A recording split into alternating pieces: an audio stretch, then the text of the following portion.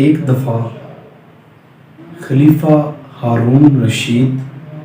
اپنی ملکہ کے ساتھ شکار کرنے کے لیے نکلتا ہے، اور شکار میں اپنے ساتھ اس کے نوجوان بھی ہیں، اس کے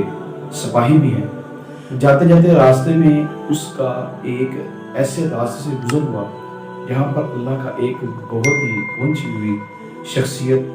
اللہ کا ولی حضرت بہلول دانا وہاں پر موجود تھے۔ وہ مٹی کے برتن بنا رہے تھے اور مٹی کے چھوٹے چھوٹے محلات بنا رہے تھے اور اللہ کا ذکر کر رہے تھے۔ اللہ والے بندے ہیں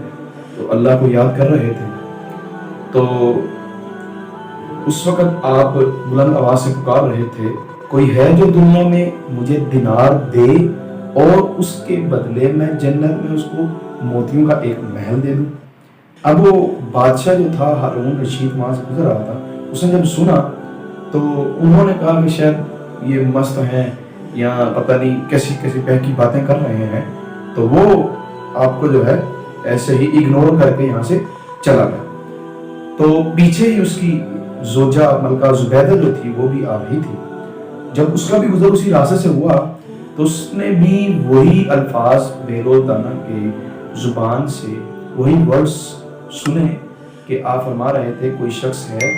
جو مجھے چند پیسے دے، اس کے بدلے میں اس کو جنت کے اندر ایک عظیم محل دے دوں۔ جب اس عورت نے سنا اس نے کہا کہ سودا تو بڑا ہی اچھا ہے، چند پیسوں کے بدلے جنت کے اندر محل مل رہا ہے، تو کیوں نہ یہ سودا کر لیا جائے۔ اس عورت نے کیا کیا کہ چند پیسے دیے اور آپ کو جو ہے دے کر وہاں سے روانہ ہو گئے۔ اب جب رات کا وقت آیا تو جو خلیفہ تھا، بادشاہ تھا ہارون رشید، اس نے خواب میں دیکھا کہ جنت میں ایک بہت بڑا محل ہے اور جس پر لکھا ہوا ہے کہ یہ محل ملکہ زبیدہ کا ہے۔ اس نے کہا کہ یہ میری بیوی کا ہے، لہٰذا وہ آگے بڑھتا گیا۔ جب آگے بڑھا تو اس کو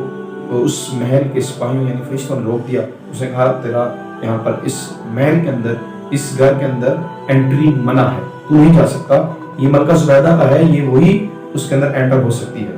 وہ بڑا حیران ہوا، پریشان ہوا۔ اسی حیرانگی کے عالم کے اندر جب وہ صبح بیدار ہوا تو اس نے اپنی بیوی سے ملاقات کی، پوچھنے لگا اے میری زوجہ، تم نے ایسا کون سا کام کیا ہے؟ جنت کے اندر تیرا اتنا بڑا عظیم محل دیکھ کر میں بڑا خوش ہوا اور میں نے اندر آنے کی کوشش کی لیکن مجھے روک دیا گیا، اس وجہ سے کہ یہ تیرا نہیں بلکہ تیری وائف تمہاری بیوی کا ہے، وہی اس کے اندر جا سکتی ہے۔ تم نے ایسا کون سا کام کیا ہے جس کی بدولت مجھے اتنا عالی شان عظیم محل دے دیا گیا ہے؟ بڑی حیران سے پوچھنے لگا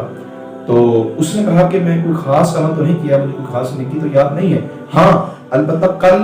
میری ملاقات بہلول دانا ایک بزرگ سے ہوئی تھی جو کہہ رہے تھے چند پیسوں کے جو چھوٹے سے ایک رقم ہے، دنیا کا مال ہے، یہ مجھے چند رقم دے دو، اس کے بدلے جنت کے اندر ایک عظیم محل دیتا ہوں۔ تو میں نے ان سے رقم دے کر جنت کا محل کا سودا کر لیا، شاید میرا یہی عمل ہے۔ تو اب جب وہ بادشاہ نے سوچا نا، اس نے کہا میں نے تو ان کو ایسے ہی سمجھا تھا، یہ تو مست ہیں، پتہ نہیں ایسی ہی باتیں کر رہے ہیں بہکی بہکی، تو میں نے تو ان کو اگنور کیا تھا، لیکن یہ تو بہت ہی پہنچی ہوئی اعلیٰ قسم کی شخصیت ہیں۔ تو وہ بھاگتا ہوا وہاں گیا، جا کے میں بھی جنت کا سودا کر لوں۔ جب وہ وہاں پہ گیا دعا کر رہا ہے اللہ کہ وہ بندہ وہاں مل جائے، بہلول دانا مجھے مل جائے تاکہ میں جنت کا سودا کر لوں۔ جب وہ آپ کے پاس گیا اور بڑے ادب و احترام سے ہاتھ جوڑ کر عرض کرنے لگا اللہ کے ولی، اللہ کے خاص بندے، مجھ سے خطا ہو گئی تو میں آپ سے جنتی محل کا سودا کرنا چاہتا ہوں، تو مجھے جو ہے جنتی محل عطا کر دیجئے، کتنی قیمت آپ لینا چاہتے ہیں، جتنے پیسے چاہیے میں آپ کو جو ہے آپ کی بارگاہ میں پیش کر دیتا ہوں۔ تو بہلول دانا نے کہا نہیں، یہ ایسے نہیں ملے گا، یہ تجھے آدھی سلطنت دینی پڑے گی، جب تو آدھی سلطنت دے گا تو پھر تجھے یہ انعام مل جائے گا، یہ تجھے جنت کا محل سودا تجھا جو ہے تیرا جو سودا ہے یہ مکمل ہو جائے گا۔ وہ بڑا حیران ہوا، کہا کل تو بھی آپ 10 ٹکے کے چند دینار مانگ رہے تھے اور آج آپ میری پوری سلطنت، آدھی سلطنت کے لیے جو ہے سوال اٹھا دیا، کیا وجہ ہے؟ آپ نے فرمایا جنتی محل کے سودے جو ہیں وہ دیکھ کر نہیں ہوتے، وہ بغیر دیکھے ہوتے ہیں۔ کل تو بغیر دیکھ کے سودا کرنے والا تھا لیکن تو نے مجھے اگنور کر دیا، آج تو دیکھ کر آیا ہے اور لہٰذا دیکھ کر جب آیا ہے تو اب تجھے آدھی سلطنت دینی پڑے گی۔ تو یوں کہہ کر آپ وہاں سے چل دیے۔ تو یہ اللہ کے ولیوں کی یہ شان ہوتی ہے۔ تو ہمیں اللہ کے ولیوں کو عام نہیں سمجھنا چاہیے، بلکہ ان کا بہت احترام کرنا چاہیے اور پیار محبت سے پیش آنا چاہیے، کیونکہ بزرگ کہتے ہیں کہ کسی عالم کی بارگاہ میں جاؤ تو زبان کو لگام دو، لیکن علماء